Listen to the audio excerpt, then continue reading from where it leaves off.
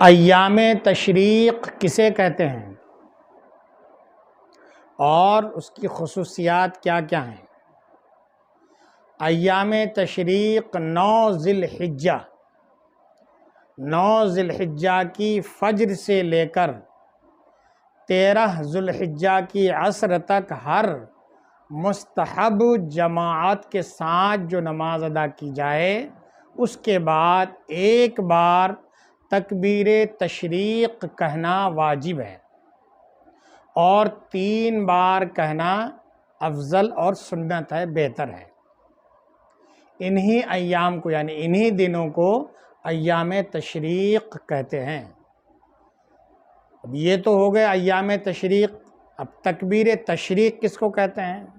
तो तकबीर तशरीक़ ये है अल्लाहु अकबर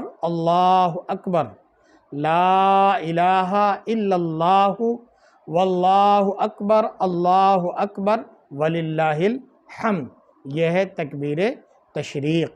9 ज़ुल्हिज्जा की फ़ज्र से लेकर 13 ज़ुल्हिज्जा की असर तक ये तकबीर हर फ़र्ज़ नमाज के बाद एक बार कहना वाजिब, 3 बार कहना अफजल और बेहतर है।